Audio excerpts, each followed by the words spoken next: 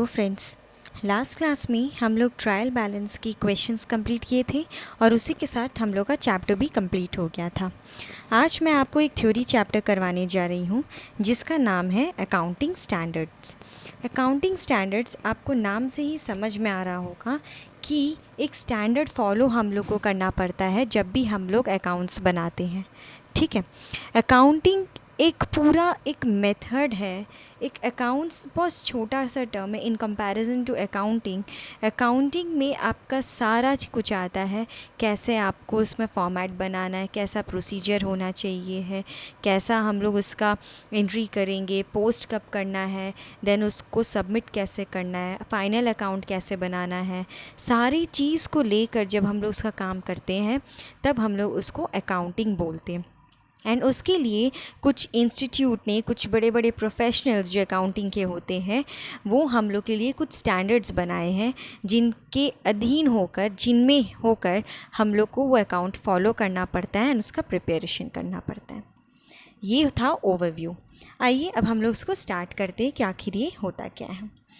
जैसा कि आप स्क्रीन में देख रहे हैं, accounting standard defined as written statement, एक ऐसा रिटन स्टेटमेंट है जो इशूड किया जाता है time to time institutional of accounting professional, और या स्पेसिफाइंग यूनिफॉर्म रूल्स और practice for drawing the financial statement.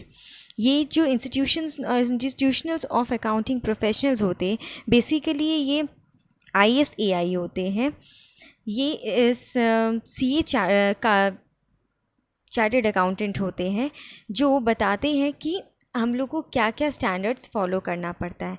ठीक है, institute of chartered accountant of India ये इंस्टीट्यूशन होता है जो बेसिकली AS हम लोग को सर्व करते हैं, जिसके कारण और जिसके अधीन होकर हम लोग को अकाउंट्स बनाना पड़ता है।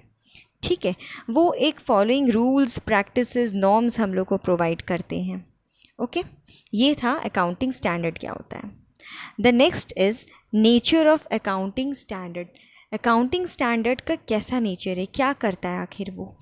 As lays down the norms of accounting policies and practices. ये हम लोग का अकाउंटिंग का पॉलिसी एंड प्रैक्टिस हम लोग को बताता है कि क्या क्या करना है, उसी के तहत हम लोग को अकाउंट्स करना होता है।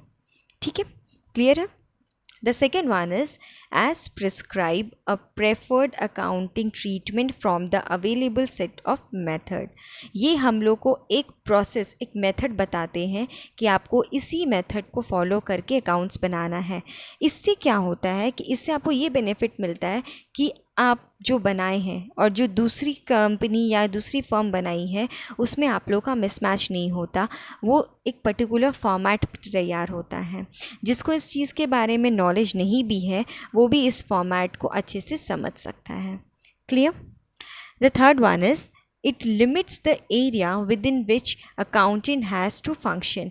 ये एक हम लोग को एक लिमिटेड एरिया प्रोवाइड करता है कि हम लोग को इतना ही लेकर अकाउंट बनाना है और इतना ही ऐसे फॉर्मेट में बनाना है। इससे ज़्यादा ना कुछ करना है, ना इससे कम कुछ करना है। क्लियर। ये था नेचर ऑफ अकाउंटिंग स्टैंडर्ड क्या होता है। The third one is objectives of accounting standard. Objectives क्या है अकाउंटिंग स्टैंडर्ड का, क्यों लाया गया है ये। Actually to ensure uniformity in preparation and presentation of financial statement. एक यूनिफॉर्मिटी लाया गया है, एक यूनिफॉर्म प्रैक्टिस लाया गया है कि अगर छोटा फर्म भी ये काम कर रहा है तो बड़ा फर्म भी ये काम करे। इससे क्या होगा, एक ट्रांसपेरेंसी रहेगा, एक आपको तरीका मिलेगा कि हाँ ये फॉर्मेट होता है, इसमें ऐसे ही बनता है। आपको ज़्यादा इसमें आपको खोज करने की ज़रूरत नहीं पड़ती। The second one is provide information to the users. Various types of जो users होते हैं, गवर्नमेंट्स होते हैं, क्रेडिटर्स होते हैं, लेंडर्स होते हैं, बैंक्स, फाइनेंशियल इंस्टीट्यूशंस, जितने इस तरह के लोग होते हैं जिन्हें अकाउंट्स देखने का अच्छा होता है, उनको समझने का अच्छा होता है, वो सब अपने डिफरेंट फील्ड से समझ सकते हैं क्योंकि ये एक पर्टिकुलर फॉर्मेट आपको तैयार करके दे देते हैं। Clear. Ensure consistency, transparency and comparability of financial statement. हम लोग को इंश्योर करते कि एक कंसिस्टेंट फॉर्मेट रहे, एक डे टू डे बेसिस पे पढ़ने या ईयर टू ईयर बेसिस में या फिर मंथ टू मंथ बेसिस पे बने। ट्रांसपेरेंट रहता है, अगर जर्नल में ये टर्म्स है तो लेजर में भी ये मिलेगा, लेजर में ये टर्म्स है तो जर्नल में भी ये मिलेगा। आपको एक ट्रांसपेरेंसी प्रोवाइड करता है।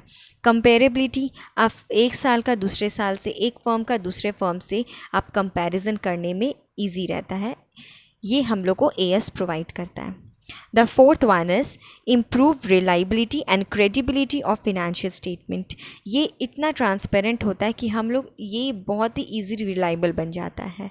हम लोग एक फाइनल अकाउंट और एक जिस से पता कर लेते हैं कि इस अकाउंट में ये हो रहा है, अच्छा ये अकाउंट में ये नहीं हो रहा है तो क्यों नहीं हो रहा है, हम लोग तुरंत उसके पेज वापस लेजर में जाके या उसके अकाउंट में जाके हम लोग खोल के देख सकते हैं।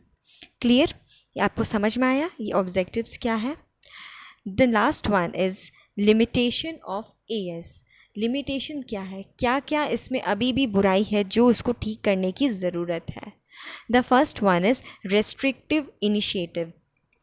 कोई भी अकाउंटेंट है या कोई भी आगे जनरेशन में इतनी सारी नई नई एडवांसमेंट ऑफ टेक्नोलॉजीज़ हो रही है, ब्रेन पावर बहुत इंक्रीज़ हो रहा है, लेकिन यहाँ पे इनिशिएट हम लोग नहीं ले सकते। जो नॉर्म्स बनाया गया है, जो पॉलिसीज़ बनाई गई है, हम लोग को उसी के अंदर में रहकर काम करना है। तो ये एक बहुत लोगों को अनईज़ी हो जाता है कि अरे इसमें तो ये भी है, इसमें तो ये भी है, ये लूप होल्स हैं, बहुत सारे मिल जाते हैं। The second one is rigid in nature. Rigid होता है, इसको हम लोग अपने हिसाब से चेंज नहीं कर सकते, इसको एज इट इज़ रहना होता है। The third one is based on historical cost. हम लोग जो भी बनाते हैं, आज से 3 महीना पहले जो अकाउंट्स बनाए उसी का पोस्ट करके हम लोग उसको फाइनल अकाउंट में प्रिपेयर कर देते हैं। उसमें हमारी किसी चीज़ की कीमत बड़ी घटी होंगी, लेकिन उसको हम लोग नहीं लिखते, हम लोग सिर्फ वही चीज़ लिखते हैं जो उस समय किया गया हो, उस समय उसकी वैल्यू रिकॉर्ड की गई हो। Clear? The fourth one is obstruct the judgment of auditor. इससे क्या होता है, हम लोग के जो ऑडिटर होते हैं फर्म के, बिज़नेस के, कंपनीज़ की, वो प्रॉपर जजमेंट नहीं दे पाते कि एक्चुअली में कंपनी कैसी काम कर रही है, ग्रो कर रही है कि नहीं कर रही है, और कर रही है तो क्या कैसे कर रही है, क्या लूप होल्स है, क्या उनको और अपनाना चाहिए। समझ में आया? ये था हमारे कॉन्सेप्ट्स अकाउंटिंग स्टैंडर्ड की। नेक्स्ट क्लास में हम लोग एक ऐसी स्टैंडर्ड्स की बात करेंगे जो अभी हाल फिलहाल में नहीं आई है, दैट इज़ इंड एएस, जो हमारी इंडिया की खुद की है। ठीक है, अकाउंटिंग स्टैंडर्ड एक्चुअली में हम लोग प्रेफरेंस लेके बनाए गए, एक रेफरेंस लेकर बनाया गया है फ्रॉम फॉरेन कंट्रीज़, जिससे हम लोग को ये नॉर्म्स, ये पॉलिसीज़ रखने में बहुत हेल्प हुई है। अब इंडिया का खुद एक इंड एएस आया है जो मैं आपको नेक्स्ट क्लास में बताऊंगी।